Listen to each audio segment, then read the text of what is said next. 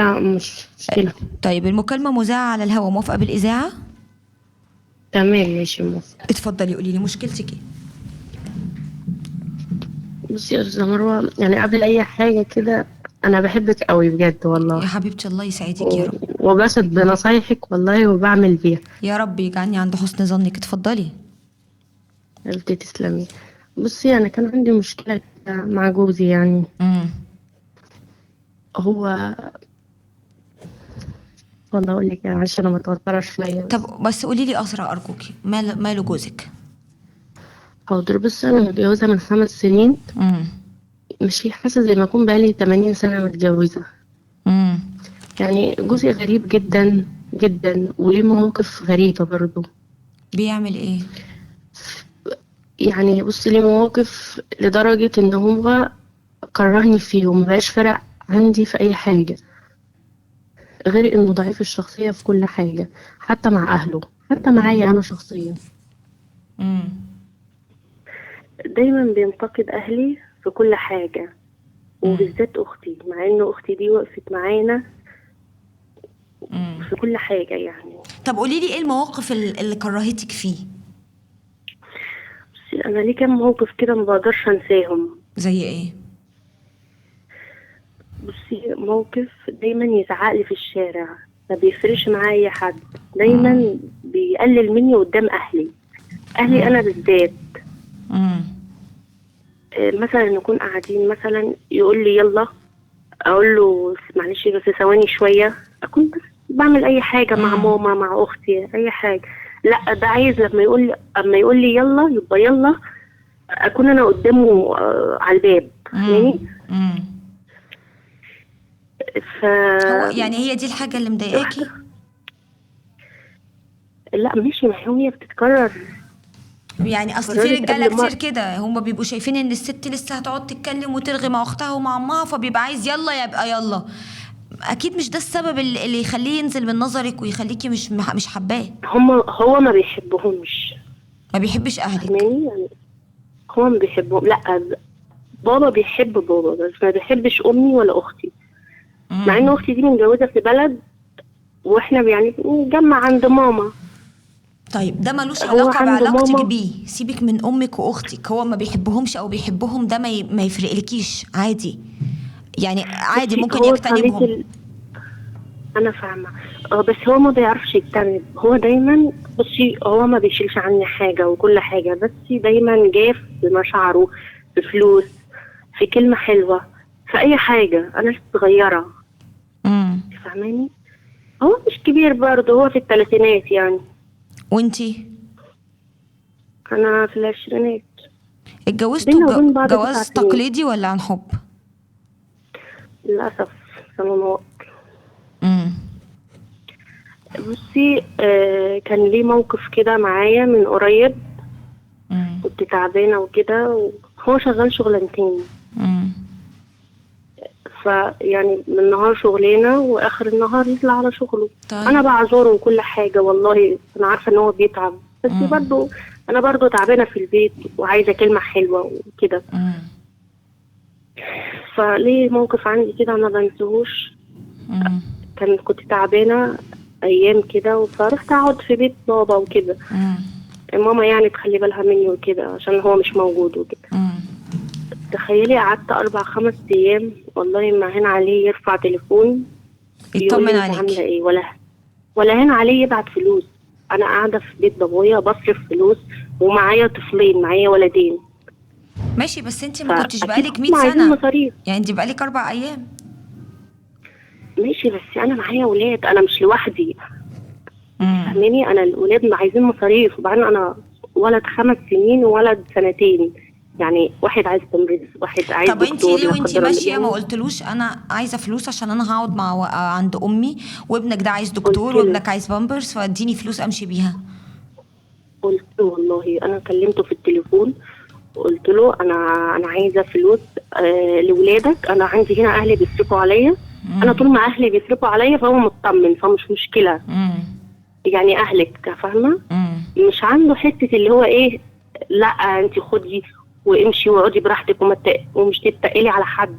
امم هو مش عنده الحته دي، فاهماني. امم فقعدت 5 ايام ما سالش وما جاش الا اخر يوم. يقول لي هو انت زعلانه مني؟ قلت له لا انا مش زعلانه، شوف لما انت تسيبني ده كله في بيت بابا ما تسالش عليا وكده. شوف انت يعني. فقال لي معلش غصب عني، انا شغال شغلانتين، انا اقعد لك يعني هناكل منين وهنشرب منين؟ دايما بيقلب الترابيزه عليا. لكن هو كراجل بقى مسؤول، واخد باله منكم، بيجيب لي يعني، بيصرف على البيت كويس، بيصرف على اولاده كويس. هو بصي، هو في حته حلوه، هو لما بيكون معاه ما بيستخسرش فينا حاجه. بس هو دايما قاسي جاف، فاهماني؟ حتى مع بنات، حتى مع ولاده. هو يعني مثلا هو ليه يوم ابني اجازه؟ يكلمه. ليه يوم اجازه اكيد؟ لا هو ما بياخدش اجازات خالص. طول اليوم بره، ممكن يقعد اكتر من 20 ساعه بره. يقعد مثلا يجي ينام الاربع ساعات الباقيين من اليوم وخلاص. هو بتاع شغل قوي يعني، بيحب شغله قوي. هو بيحبه وغير كده وكده، عشان برضه احنا ظروفنا ما تسمحش، فعندنا الشغلانه التانية دي بتوفقه شويه. توفقنا يعني في المصاريف. طيب انت انا ما بقولش حاجه على الشغل، بس هو لحد دلوقتي شايفه ان هو ما بيديكيش الحب المطلوب، او ما بيديكيش الاهتمام المطلوب، وطول الوقت حياته جافه عملي، ما بيجي يا دوبك يريح له الساعتين، فما فيش بينكم اساسا كلام، ما فيش بينكم اي تفاصيل فيها حب او دفى يعني، صح كده؟ صح كده. هو ما بيحبش امك واختك ليه؟ في مواقف جمعته بيهم مش حلوه؟ لا انا اختي من النوع اللي بتخاف عليا ودايما بتنصحني وكده، فهو دايما انت كده ماشيه ورا اختك. هو حاسس انها بتقويكي، هي بتقويكي عليه، صح؟ هو حاسس انها بتقويكي عليه. هو حاسس كده، بس والله هي بالعكس، هي بتحبه ودايما بتنصحني، بس هو دايما مش عارفه ليه في حته بقى، انا معرفش ايه اللي بينهم وكده، بس هي عمرها يعني بتحبني وبتنصحني وبتنصحه، بس يمكن هو دايما انت بيكرهها. بتتغيري بعد ما بتقعدي معاها، او مثلا بتقارني حياتك بحياتها، فبيخليكي تطالبيه بحاجات معينه، تقولي له انت مش مهتم بيا، انت اخر حاجه انا في اهتماماتك، فبيحس ان ده جاي من كلام اختك. بصي هو ما بياخدش بكلامي، مهما انا اتكلمت بكلامي فهو ما بياخدش بكلامي، فاهماني؟ يعني عادي اتكلمت زي ما اتكلمتش، وده حاجه مضايقاني منه. هو واحد صليت اللسان يعني. بصي حصل موقف كده برضو من قريب، كنت والده ابني، فناس يعني جايين يشوفوني قرايبي من بعيد، من بلد غير البلد وكده، سفر يعني. فماما جايبالي اكل من، مش عارفين احنا عندنا يعني في الارياف يعني مامة الواحدة بتجيب لها فراخ وبتجيب لها رز وبتجيب لها كل حاجة، فاهماني؟ في بيتها. فدول جايين يعني قرايبي وكده، فماما عملت اكل وكده وكده يعني، الناس جاية من سفر.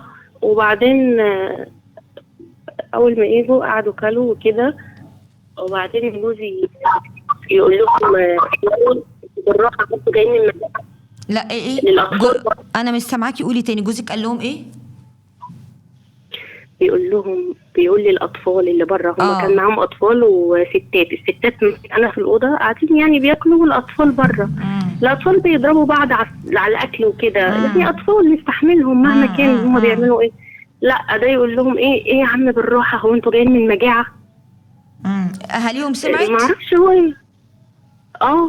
ما اكيد الكلمه العيال وصلوا للاهل، ومش قدام وصلوا ولا سمعوا؟ هم سمعوا وهم قاعدين، ولا انت بتقولي ان اكيد العيال وصلوا الكلمه؟ لا العيال وصلوا، عشان جم قالوا لمامتهم، فمامتهم زعلت وكده، يعني الموضوع وصل لي وكده، فانا زعلت، فجيت حتى انا واجهته قلت له ينفع؟ قال لي عيال قلة الادب، واحد بيتنطط لي مش عارفه فين، وواحد بيكب لي فين. قلت له معلش دول اطفال مهما كان احنا نستحملهم، هم مش اطفال قوي يعني، هم 10 سنين 12 سنه 14 يعني، اكبر واحد ما يوصلش ل 15 سنه. هم كانوا كتير وكده. فقال لي لا اطفالي بياخدوا بادبهم ومش عارفه ايه. قلت له يعني المفروض احنا نحترمهم مهما هم جم لعبوا على دماغنا، حتى احنا نحترمهم الساعتين او 3 اللي هم قاعدين، وكتر خيرهم ان هم جايين يشوفوني وكده. لا مفيش عنده الكلام ده. وعلاقتك راح باهله سايبني عامله ايه؟ وماشي. زفت. ما لهمش علاقه بيكي؟ بكلمهم عادي بس انا عندي سلاك وكده، فبيننا وبين بعض مشاكل وكده، فما بنزلش تحت وكده. هو انت هو من البيت النوع برضو في اللي ما نفس بيعرفش البيت؟ يجيب لي. ما بيعرفش يجيب لي حقي منهم، فانا بوفر على نفسي وبوفر على مجهودي وبتقتني بيهم. وقعد بالظبط فوق كده في شقتي طيب والسلام سلام من بعيد حلوين كده. سؤالك ايه بقى؟ حصل موقف تاني معلش اخر قوليلي. حاجه. بصي هو في مادة الإيد دي، بس أنا ما أعرفش الصراحة، مش شفت. يعني ايه مادة الايد؟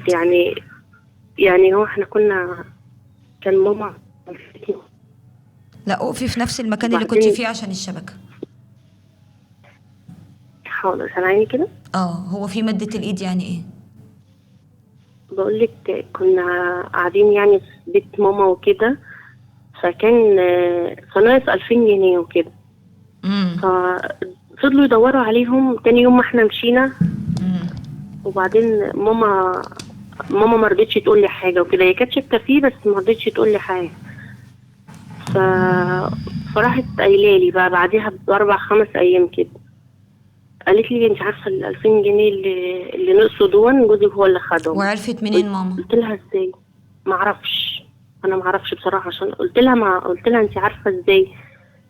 طبعا قالت لي انا عارفه. قلت لها يا ماما انت اللي عرفك، انت شفتيه؟ قالت لي لا، بس هو الوحيد اللي كان قاعد هنا، مع ان انا عندي اخ 15 سنه. ف يعني طفل برضه، يعني الله اعلم هم خدهم ولا لا، وما اعرفش مين اللي خدهم. بس هي يومها قالت كده وفضلت اعيط، وكنت حامل وحالتي زفت خالص، ورحت للدكتور. والموضوع ده انت زعل. اتكرر مثلا؟ يعني انت بتلاقيه بيعمل كده مع حد تاني، او انت لقيتي لا. موقف يثبت لك كلام ماما؟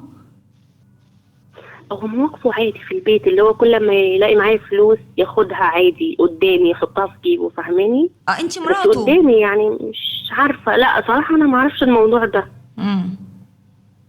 فجيت قلت له حصل 1 2 بس مش قلت له ماما، يعني قلت له هو انت خدت الفلوس؟ هو انت يعني خدت الفلوس؟ قال لي فلوس ايه، انا ما خدتش حاجه.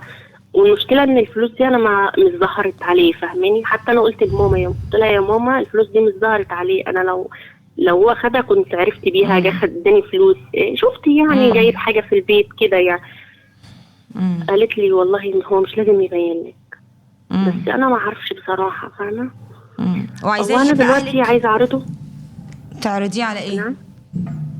عايزه اعرضه على طبيب نفسي وكده، بس ده واحد صليت اللسان.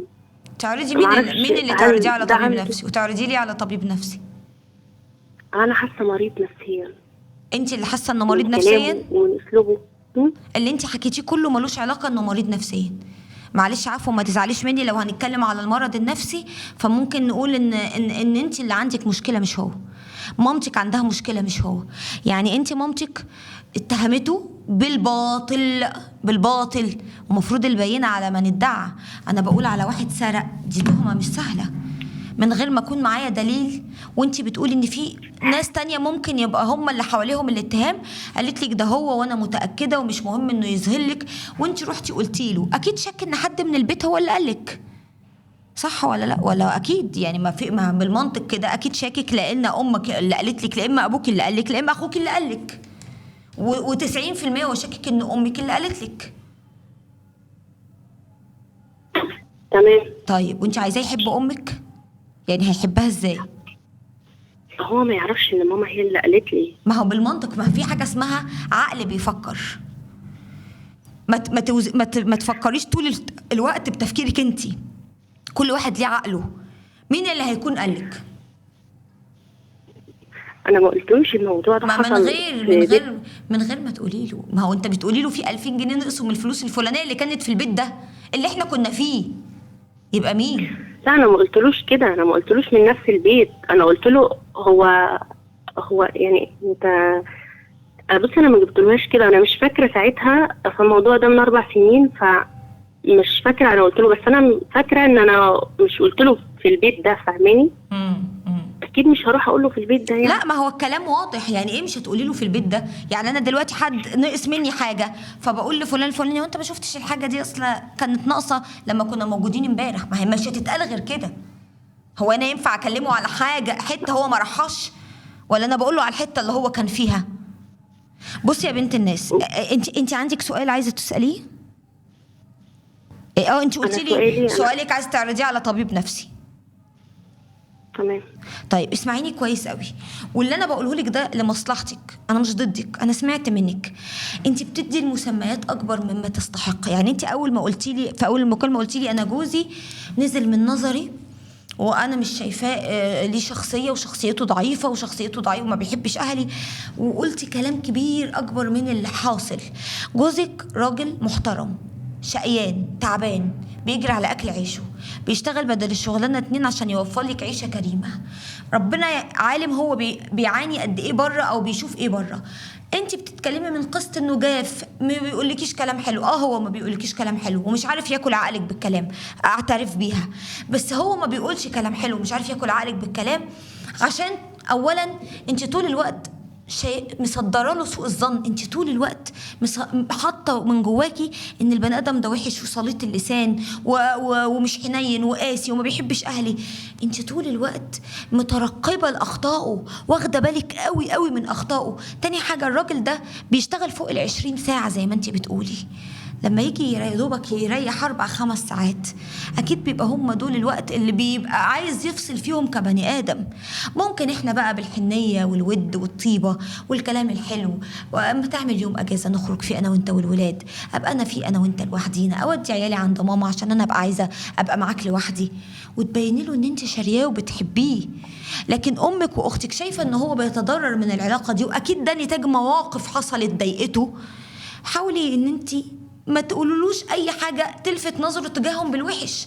يعني اختي والله دي بتشكر فيك، ده اختي بتقول عليك كذا، ده اختي بتقول عليك جوزك راجل، ده شقيان وتعبان، ده الله يكون في عونه. حتى لو اختك ما قالتش الكلام ده وتبقى العلاقه والله بقول له كده. انا حلو، بقول له زودي من ده وتبقى العلاقه ما فيهاش حساسيات. ما يكونش هو معايا عند ماما واسيبه واقعد مع اختي بالساعات جوه. يعني في تفاصيل ممكن تكون غايبه عنك، ممكن تكوني انت بتعمليها بعفويه وشايفه ان انا ما انكرش ما ان انا بعملش. عصبيه، وما انكرش ان انا بزعق، وما انكرش ان انا ساعات بخصمه واروح انام في اوضه تانية بالايام. انا ما انكرش ده كله. طيب بس هو وحش وحش فعلا. لا، والله ما في هو ست تستحمل اللي هو بيقوله. والله هو ايه اللي بيقوله؟ ما انت كل اللي انت قلتيه حبيبتي مش هو كلام. بيزعق لي في الشارع، ممكن قدام اي حد. انا بكره اطلع معاه في اي مشوار بره بعيد عن بيت بابا او بعيد عن بيت اختي. فاهماني؟ احنا لو بره وحصل حاجه والله يبهدلني. ما عندوش كنترول في انت الشارع. يزعق في الشارع، يزعق في الشارع لو اي قدام اي حد. طيب انت ما بتفهميش، انت ايوه، مش عارفه ايه. انا هو غلطان في ده، بس ده ما يستدعيش طبيب نفسي. هو واحد بالمنظر ده اجتنبي انك تعملي موقف معاه في الشارع. مش بقول ان هو صح، واتكلمي في النقطه دي وقولي له لا وانا ما يتزعليش في الشارع، ولازم تحطي النقط على الحروف، وحتى لو اتضايقتي مني لينا بيت تتكلم فيه معايا بالراحه. لكن لما تفضحني في الشارع انت بتقل يرجع من نفسك يقول لي، قبل ما بتقل مني. بقول له والله بقالي 6 سنين بقول كده. امم بيقول لي، عارفه بيقول لي يرد عليا ايه؟ يرد يقول لي ما هو من تصرفاتك، شوفي انت بتعملي ايه. انا لو بعمل اي حاجه في الشارع مش تستدعي ان انت تزعق قدام الناس وتبهدلني وتخلي الناس تبص عليا. ويجي قالب وشه في لحظه كده. طيب بصي يا حبيبتي، انا ما بقولكيش ان الدنيا جنه وان الحياه وردي وان احنا لازم نعيش طول الوقت مع بني ادم. اكيد هو عنده عيوب وانت عندك عيوب، بس اللي انت حكيتهولي مش العيوب اللي اقولك فيها ايوه واقويكي واقولك يلا خربي بيتك. ازاي انت عايشه مع بني ادم زي ده؟ او جرجريه ووديه لدكتور نفسي. على فكره انت لو رحتي اصلا فتحتي معاه سيره زي دي هتبقى مصيبه بينك وبينه، صح ولا لا؟ هي انا قلت له. قال لك ايه؟ قلت له انا مش قاعده معاك، انا مش عايزه انفصل عشان ولادي، بس انت تعرض نفسك على طلب نفسي. لانك بصي يا استاذه مروه، احنا لما بنقعد ناكل انا اللي عرفني ان هو عنده عقده. بصي اولا مامته وباباه، دايما مامته هو الراجل في البيت. فاهماني؟ دايما بتزعق لباباه، وممكن يزعقوا في الشارع وتبهدله في الشارع، وهو برضه يبهدلها في الشارع من صغره. هو من صغره. فانا وبرضه ليه اخواته الولاد كده برضه، اخواته الولاد متجوزين برضه ممكن يزعقوا لستاتهم في الشارع، يشتموهم في الشارع، دايما عصبيين. انا عارفه هم متربيين في بيئه عامله ازاي. طيب هو قال لك ايه بقى لما قلت له انا عايزه اعرضك على طبيب نفسي؟ قال لي ليه، هو انا مجنون؟ شايفاني مجنون بشد في شعري؟ قلت له الطب النفسي مش هو انت مش مجنون، هو عادي، هو انت هتعرض نفسك على طبيب نفسي تشوفه هيقول لك ايه، والتجربه مش هتخسر حاجه ومش عارفه ايه. قال لي انت اللي عايزه تعرضي على طبيب نفسي مش انا. اصل قلت له ماله، نعرض نفسنا احنا الاثنين. اللي انت بتقوليه يا لو روحي هو هيغيرنا، اه لو هو هيغيرنا وخلينا نعمل بعض حلو، ممكن نعرض نفسنا احنا الاثنين على طبيب نفسي. اللي انت بتقوليه يا حبيبتي مش هينفع ان اي راجل يفهمه بالصوره الايجابيه اللي انت عايزه توصليها. انت عايزه تحلي المشكله ونشوف. هو راجل عصبي اتربى في بيئه، انا بقول لك هو ممكن البيئه اللي طالع فيها تكون سبب، لكن اللي هو فيه عيوب اكتر من ده بكتير عند رجاله تانية. وانا عايزاكي تتعاملي بذكاء معاه، احتويه، حاولي تقتني بأي تصرف يخليه يقل منك في الشارع. يعني حاولي ان انت تمتصي غضبه، حاولي ان انت تخلقي بينكم جو فيه حب وود ورومانسيه، ما تقفلوش على الغلطه، ما تترقبيش اخطائه، ما تقعديش تشيلي قلبك منه. انت بتقولي بقالي 8 سنين، انا حاسه ان بقالي 5 سنين، بقالي 80 سنه انت عماله تشيلي قلبك منه، عماله تقولي ده عمل كذا وعمل كذا وعمل كذا. ما بتفوتيش. بالاختصار انت ما بتفوتيش، واخده بالك قوي قوي قوي. وقال لي كذا بيتكرر ماشي، بس انت كده منكده ومصعبه عليكي العيشه ومنكده على نفسك. انا هقول لك على حاجه، هو بقاله اكتر من شهر ما بيسيبليش مصاريف البيت. يقول له مثلا انا عندي ولد بيلبس بامبرز، انا كل يوم بجيب بامبرز من جنبنا يعني، وبمشي في الباكيتات وكده.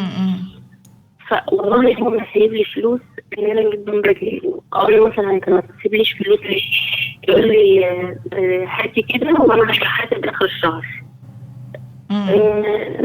من دكان. لا اقفي في مكان الشبكه كويسه فيه عشان اسمعك. لا كنت الاول افضل. انت سامعاني كده؟ لا مش سامعاكي، عيدي تاني معلش. انا بيلبس بامبرز. ابنك بيلبس بامبرز فبيقول لك جيبي انت وانا حاسبك. وانا حاسبه اخر الشهر. انا لو معايا فلوس قبل يخليني اعرف. لا الصوت بايظ خالص، الصوت بايظ خالص، انا مش سامعاكي.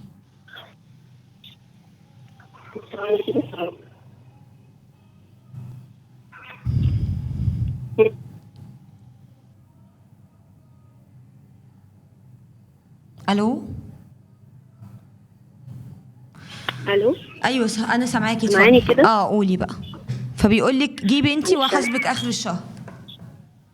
وغير ان اهلي لما بيدوني فلوس بيخليني انا اصرف من يعني منهم، وهو ما بيسيبليش ولا جنيه. يقول لي بدل انت معاكي فلوس ما انت معاكي خلاص. اقول له طب وانت ليه بتعرفيه ليه ان اهلك ادوكي؟ هو بيشوفهم ليه يعني هم بيدوهم لك قدامه؟ لا يعني مثلا بيكون معايا الفلوس واخش احطها جوه مثلا في الجرد، احطها في اي حتى خاص بيا. لا هو ما شاء الله هو دايما عارف المكان فين، وعارف يعني بيعرف يجيبهم ازاي بمعنى كده. طيب انا برضو ما زلت عند رأيي. حياتك ممكن انت تصلحي فيها امور. طالما جوزك بياخد فلوسك او بيشوف اهلك مدينك فلوس، ما تبينهالوش، خبيها بعيد عن الدرج، اعملي لك كده مكان خاص، لما تعوزي حاجه جيبيها. ما عندك مشكله معاه حليها، قولي له لا هات لي باكت البامبرز على بعض عشان ما فيش فلوس. اتكلمي معاه وحلي مشاكلك. اللي انت بتحكيه مش اسباب تخليكي تطلقي ولا انك تعرضيه على طبيب نفسي، لانك بتحكي مشاكل بتحصل في البيوت. ولعلمك انت حكيتي من وجهه نظرك. عارفه انا لو سمعت منه هيقول لي ايه؟ دي ما عندهاش رحمه بيا، وانا شقيان وتعبان وبشتغل فوق ال20 ساعه، وهي ما بتحسش بيا ولا بالمسؤوليه، وعلى طول متعصبه وعلى طول متضايقه وعلى طول والله هيحكي هو انا ما كمان. انكرش ان انا معصبيه، انا ما طيب انكرش، ما وانا ما يمكن انكرش ان انا ما بمشي يمكن العيب بالراحه. اللي انت شايفاه ده اهبل وبتقوليه انا ما انكرش، هو اللي خارب حياتك.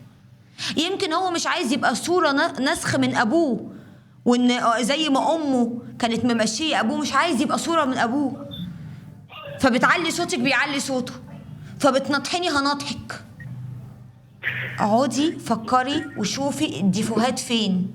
عصبية، اعملي كنترول، عيدي حساباتك. أهلك بيدوكي حاجة مش مهم تظهريها، طالما انت عارفة انه هيعتمد على الحاجة دي ما تظهرهاش. لكن انا اللي واثقه منه انك بقالك 5 سنين راجل بيشتغل شغلانتين، اكيد مش مخليكي عايزه حاجه، واكيد عايشه هو ما كريمه. اشتغلش الشغلانتين ده الا من سنه بس على فكره، هو مش عمره كده، هو حلو، مش عمره مشغول ومضغوط. تمام. من يوم ما خدك وهو معيشك عيشه صعبه. هو لما بيكون معايا مش بيستخسر طب بصراحه. ما انت بتقولي صفه حلوه قوي، لما بيكون معاه مش بيستخسر، دي حاجه حلوه قوي. يعني انت عارفه ان لو بس ربنا انا اداله مشكلتي مش ان هو هيستخسر فيكي. انا مشكلتي في التزعيق، بيبهدلني قدام الناس، والله انا بكره اطلع معاه في حته، دي مشكلتي الوحيده، وقلت له مليون مره. دخلي طرف، خدي حكم من اهلك وحكم من اهله، وقولي النقطه دي مضايقاني والنقطه دي انا مش عايزاها. اهله مين؟ اذا كان اخواته كلهم بيبهدلوا مراتاتهم في الشارع، مامته بتبهدل ابوه في الشارع، يعني هدخل؟ مش عارفه والله. هما اهله صعبين، دايما الصوت العالي ودايما الزعيق ودايما مش هو الستات بيحب هي اللي بتمشي والدك؟ رأيها على الرجاله. مش هو بيحب والدك؟ خلي والدك يتكلم معاه بيحبوا. بالراحه من غير والله حاجه. قال له يا ابني ما تفرجش الناس عليكم، ليكوا بيت يجمعكم، اللي بيحصل ده ما يصحش، دي مش رجوله ومش اخلاق، ما ينفعش في الشارع الناس تتفرج، ما ينفعش، انتوا المفروض تبقوا ستر وغطا على بعض. اتكلموا معاه واحده واحده، وانتي حاولي ان انتي تقتني باي تصرف يضايقه في الشارع طالما هو ما عندوش كنترول على نفسه. انت انا عارفه، في مره حصل موقف قدام بابا اللي حضرتك بتقولي دخليه ده. كنا قاعدين برضو وانا كنت بتكلم قدام جوز اختي واختي ومامتي، وبابا كان قاعدين، فهو قال لي يلا، فقلت له، كنت انا حامل برضو في ابني التاني، فقلت له حاضر ثواني بس، ما اعرفش انا كنت بقول ايه لاختي، والله ما فاكره، في الموضوع من 2 سنين، فبس كان حاجه مهمه وكده مش تستدعي يعني. راح قايم لابس الكوتش وقال لي خليهم ينفعوكي، دول مش هينفعوكي، اللي انت بتضحكي معاهم دول مش هينفعوكي، ويشاور مع يعني قدام بابا، مش عمل احترام لبابا ولا جوز اختي ولا كده مع. فقلت له اهدى، قال لي وانا مش ههدى عنك تكتيكي، وكان هيسيبني ويمشي، لولا بابا وقفه وقال له بس اهدى. فانا ساعتها مش استحملت اهانتي قدام الناس، وطلعت فوق عيطت، وهم هدوني وقالوا لي طب بس روحوا، يعني روحوا واهدوا في بيتكم، يعني مش درجة ان هو يهين لي قدام اختي وجوز اختي وعيال اختي وكده، وانا عيال اختي كبار مش صغيرين. فانا بصراحة ما استحملتش، ما كنتش عايزة اروح، وعملت مشكلة يومها. هو حاسس انك قلت له متعلقه أنا مش باهلك رايحة. زياده؟ طب انا مش ليه، ما هو اهله لو حلوين معايا انا ما كنتش اتعلق بأهلي كده. طيب انتي وانا من شوفي، النوع اللي ما بطلعش، انتي انا شوفي ما بشتغلش شوفي ولا اللي بطلع. يريحك ايه، طبعا دي حياتك، بس انتي في طفلين وجبتيهم وهو كل المشاكل دي عنده، جبتي ليه الطفلين طالما انتي كنت عايشه كلها سوداويه كده؟ يعني ليه خلفتي بعد الطفل الاول جبتي التاني ليه حتى؟ والله انا خلفت الاول وبعديها جيت عشان انفصل، ورحت لبابا قال لي احنا مش عندنا بنات بتطلق، جوز كفايه ان هو ما بيمدش ايده ولا فرجعتي بيتصرف جبتي في الشارع التاني. زي ما بنسمع. رجعت وبعد سنه حملت على التاني، والله مش بمزاجي، هي من عند ربنا يبقى كده العيال بس. جم، يبقى نستحمل، العيال جم نعيش، لان الحمد لله العيوب برضو اللي انت بتقوليها يتقدر عليها، ده اللي انا قصدي اقوله وخلاصه الكلام. انت العيوب اللي عارفه انت انا بتقوليها بلبس يتقدر حاجه. عليها. هو ولا راجل خاين ولا راجل بيشرب مخدرات ولا بيضربك ولا بيبهدلك ولا مجوعك، الحمد لله. على الاقل على الاقل في اساسيات، راجل عارف مهما كان الاصول واللي عليه، بيتعصب شويه بيتنرفز شويه حاولي تحتويه، بيتغاظ من قعدتك مع اختك او بيغير حاولي تهتمي بيه. يمكن انت لما بتروحي عند اهلك بتنسيه خالص، بتهتمي باهلك وبتبقي فرحانه بوجودك فبتنسيه فبيغير، فالغيره بتطلع بالمنظر ده. اتصرفي بحكمة لو سمحتي. الست الذكية تتصرف بحكمة، اتصرفي بحكمة. طالما انت ربنا كتب عليكي الحياة دي، لا اما الطلاق سهل، عايزة تطلقي روحي اتطلقي. طب والعيال والراجل الجديد اللي انت هتجيبيه لي العيال، ما انت هتتجوزي، طيب هيبقى كويس؟ هيعملهم كويس ولا هيبهدلهم؟ طب لو ابوهم خدهم، ده خير للعيال لما يبعدوا عنك؟ انت خلاص في طفلين وجبتيهم بارادتك ومحدش غصبك، فعيشي واستحملي. والحمد لله قوي ان دي العيوب، حاولي تداويها واشتغلي على نفسك وبطلي عصبيه واهدي واحتويه. جوزك ممكن يبقى محتاج ان انت تحتويه، ان انت تبقي كويسه معاه، ان انت تهتمي بيه في وسط الناس. فعودي عيدي حساباتك وخلي المركب تمشي. واكيد انت بتسمعي البلاوي الكتير اللي بتيجي في البرنامج. في انا ناس بقول لها اتطلقي قولا واحدا، اتطلقي. لما تقول لي ده ناطع وانا اللي بصرف عليه، اقول لها اتطلقي. بيشرب مخدرات ودخل في مراحل متاخره، اقول لها اتطلقي. بيمسكني يضربني وبيصبحني بعلقه وبيمسني بعلقه، اقول لها اتطلقي. في حاجات انا ما بسكتش وبقول اتطلقوا، ما ترضهاش وما تقبلوهاش على نفسكم. لكن انتي من اول ما حكيتي لي انا نفسي امسك كارثه وفي الاخر عايزه اعرضه على طبيب نفسي. الموضوع لا يستحق اللي انتي بتقوليه. خلوني اطلع فاصل وارجع تاني.